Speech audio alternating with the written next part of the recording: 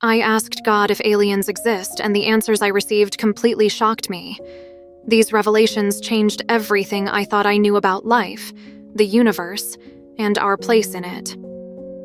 Watch this video until the end to uncover the truth. Let's get started.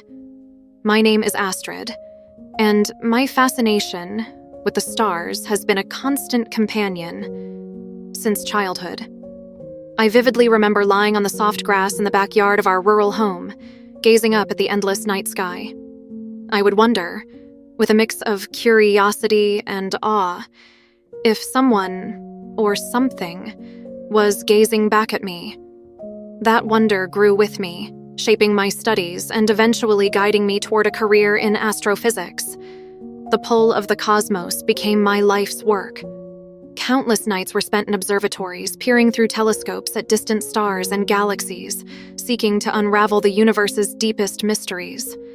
Science became my way of understanding the world, a lens through which I explored the fabric of existence.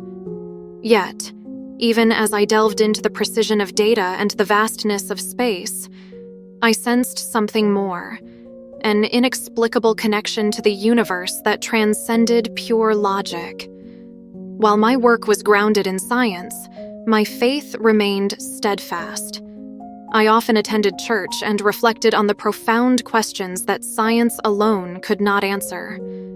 For me, there was no conflict between science and spirituality. One sought to explain the physical realities of existence, while the other grappled with the mysteries beyond our comprehension. It was a balance that felt harmonious, until one autumn night changed everything. That night began like many others, with me finishing a late session at the observatory. I had been analyzing data from a distant star system and felt an electric sense of excitement over its possibilities. Driving home along the winding mountain road, my thoughts were consumed by the question that had driven much of my life's work. Are we truly alone in the universe? So lost was I in contemplation that I failed to notice the sharp curve ahead. My car skidded on the slick leaves, and before I could react, it careened off the road, tumbling down a steep embankment. The crash was violent. Metal crunched, and pain exploded in my head as it struck the window. Then, everything went dark. When I regained awareness, I was no longer in my car, or anywhere I could recognize. The world around me dissolved into a profound darkness, but it was not frightening. It was tranquil, almost comforting. I felt weightless, suspended in a vast, peaceful void. In the distance, a soft golden light appeared, growing brighter with each passing moment. An overwhelming sense of peace washed over me as I drifted toward it, as if it were calling me home. As I drew closer, colors beyond earthly imagination began to swirl around me, vivid and radiant, unlike anything I had ever seen. They formed a tunnel of light, stretching endlessly. Within this tunnel, I became aware of a presence. Turning, though I could not explain how I moved in this space, I saw a figure bathed in radiant light. The warmth and love emanating from this being were undeniable, filling me with a sense of belonging. I realized then that I was standing in the presence of Jesus. His form was both familiar and ineffable, as if composed entirely of light. His gaze held a depth of understanding that words could not convey, and his voice resonated from within me rather than as sound. "Welcome, my child," he said, his tone a melody of comfort and grace. I felt no need to speak aloud. My thoughts alone seemed to flow directly to him. "Am I dead?" I asked, the question forming clearly in my mind. A gentle smile graced his luminous face.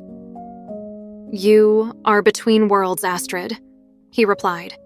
"Your physical body is gravely injured, but your journey is not yet complete." Relief and confusion flooded me in equal measure.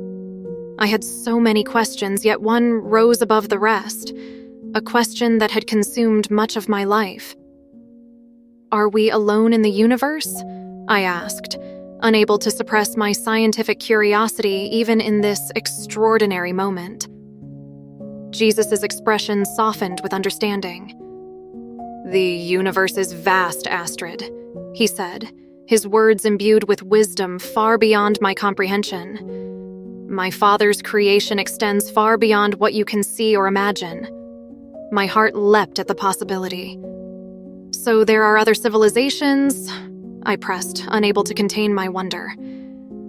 "Is there alien life?" He nodded, his response profound in its simplicity. "Life, in all its forms, is precious to us. The cosmos teems with diversity, each planet and star system a unique expression of divine creativity. But remember, Astrid, the nature of that life may be beyond your current understanding." As he spoke, the space around us shifted.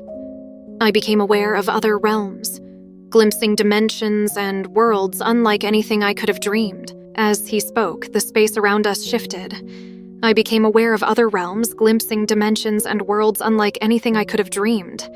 Planets with multiple suns, beings of pure energy, and civilizations existing in ways that defied comprehension passed by in a breathtaking display. It was humbling, exhilarating, and overwhelming all at once. "But why haven't we found any evidence?" I asked, my rational mind clinging to its need for answers. "Why don't we know about them?" I asked, my mind swirling with questions.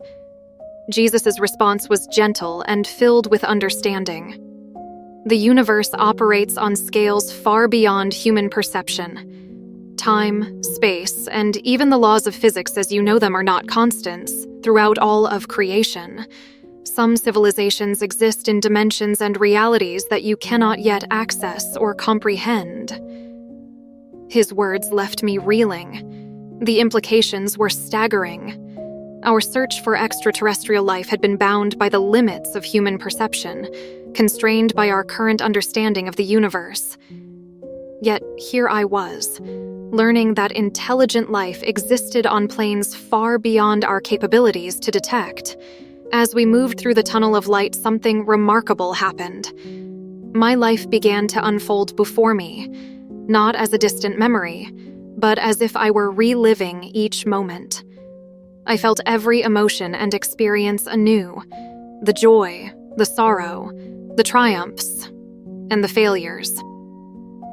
I saw myself as a child, lying on the grass and staring at the stars with wide-eyed wonder. I relived the day I decided to become an astrophysicist and the long, challenging years of study that followed. I felt the elation of discoveries made and the sting of setbacks endured. But it wasn't just the big milestones that played out before me. The smaller, quieter moments emerged too. Comforting a friend, sharing heartfelt conversations with my parents, offering small acts of kindness that seemed insignificant at the time but left an indelible mark on others. There were difficult memories as well. I saw the times when fear or pride held me back, the arguments that strained relationships, the moments of doubt and insecurity. Yet, instead of judgment or regret, I felt an overwhelming compassion for myself and for the journey I had taken. It was not about punishment, but about understanding and growth, about seeing my life in its entirety and learning from it. As the story of my life unfolded, a profound realization dawned on me. My passion for science and my deep faith had never been in opposition. Both were paths of exploration, ways of seeking understanding and truth. And ultimately, both were expressions of love, the love of knowledge, of connection, of the divine. In that moment, a deeper truth was revealed. The greatest mysteries of existence were not hidden in distant galaxies or alien civilizations. They resided in the human heart, in the connections we forged, and in the love we shared. It was this love, in all its forms, that held the answers I had been searching for. Sensing my thoughts, Jesus spoke again. "Your work is important, Astrid," he said, his voice a blend of encouragement and wisdom. "Continue to explore, to question, and to seek knowledge, but remember the greatest truths are often found not in the stars, but in the love you share with others. A sudden pull interrupted the moment, as if something was calling me back. The tunnel of light began to blur, its vibrant colors fading. I stood before Jesus, bathed in radiant light. "It's time for you to return," he said gently. "Your journey in the physical world is not yet complete. Take what you have learned here and let it guide you." I didn't want to leave. This place of peace and beauty felt like home, but deep down, I understood that my time there was not yet meant to last. "Thank you," I thought, overwhelmed by a sense of gratitude. Jesus smiled once more, his gaze filled with infinite love and understanding. "Remember, Astrid," he said, "the universe is full of wonders, but the greatest miracle is the capacity for love and understanding in every sentient being. Cherish this gift and share it with others." With those words, I felt myself being pulled back through the tunnel of light. The colors whirled faster and faster until everything faded, and I gasped for breath. My eyes flew open. I was lying in a hospital bed, the steady beep of monitors surrounding me. Pain surged through my body, but alongside it came a profound sense of peace and purpose. In the weeks that followed, as I recovered, I reflected deeply on my near-death experience. My conversation with Jesus had transformed my understanding of life, the universe, and my place within it. While I couldn't scientifically prove or disprove the existence of extraterrestrial life, I had gained a new perspective, one rooted in awe and humility at the vastness of creation. My approach to work changed. I returned to my research with renewed vigor, but now with a sense of wonder and humility. The search for extraterrestrial life was no longer just about finding evidence. It was about understanding our interconnectedness with the universe. In my personal life, I became more open to faith and the transformative power of love and human connection. Months after my accident, I stood under the stars once again. The night sky stretched endlessly above me, its beauty filling me with awe. Whether or not I ever found definitive proof of alien life, I knew the universe was more wondrous and complex than I had ever imagined. In that knowledge, I found peace and endless inspiration. As I gazed at the twinkling lights, I remembered Jesus' words about the diversity of life in the cosmos. My search had taken on a new meaning. It was no longer confined to signals or biosignatures. It had become a journey of the heart, a quest to understand love and connection in their most profound forms. It was about opening my mind to possibilities beyond anything I had previously understood. When I returned to my research, I did so with a renewed sense of purpose. I launched new projects that embraced unconventional approaches to detecting life and intelligence in the cosmos. I urged my colleagues to think boldly, to imagine alien life not as an extension of what we know, but as something that could defy our expectations entirely. At the same time, my experience deepened my appreciation for the extraordinary diversity and resilience of life on Earth. I began collaborating with biologists who studied extremophiles, organisms thriving in conditions once thought uninhabitable.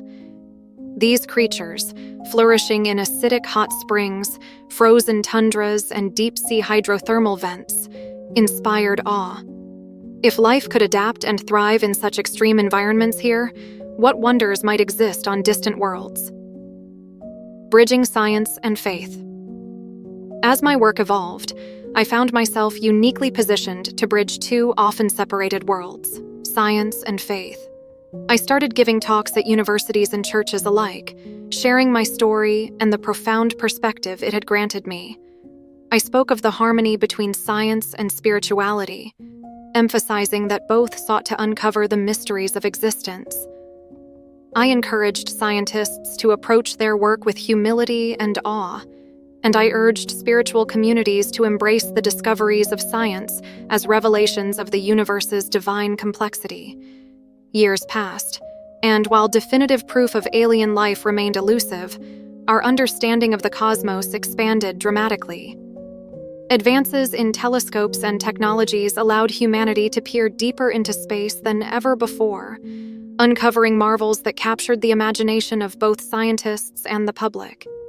Each new discovery felt like a step closer to understanding our place in the vast tapestry of creation. Through it all, I held tightly to the words Jesus had spoken to me. His reminder that the greatest miracle was love and understanding resonated deeply. I realized that in searching for alien life, we were also searching for something profound within ourselves, our responsibilities as conscious beings, our interconnectedness with the cosmos, and the shared humanity that binds us all. Reflections on a lifelong quest. As I approach the twilight of my career, I reflect on my journey with gratitude and wonder. The question that has driven me all these years, are we alone, remains unanswered. Yet I've come to understand that the search itself is just as significant as the answer. The act of wondering, of seeking, is a uniquely human endeavor. It speaks to our insatiable curiosity and our yearning to connect with something greater. Even now, I look up at the stars with a mix of scientific curiosity and spiritual peace. The universe is a vast and wondrous place filled with mysteries I may never fully comprehend. But in the fleeting moment between worlds, I glimpsed a truth greater than any scientific discovery. Love, consciousness, and the pursuit of understanding are the true miracles of existence. They are the forces that bind us to one another, to the cosmos, and to the divine. In the end, my near-death experience taught me a simple yet profound truth. The universe is vast and filled with wonders we cannot yet grasp. But the greatest miracle lies within us, the capacity for love and understanding that connects all sentient beings. This love is not only the thread that ties us to one another, but also the bridge that unites us with the universe itself. As I continue my work, I carry this lesson with me. Whether or not humanity ever finds alien life, I now understand that the search for answers is as important as the answers themselves. It is in the act of seeking that we discover our purpose, and in the act of wondering that we uncover our humanity.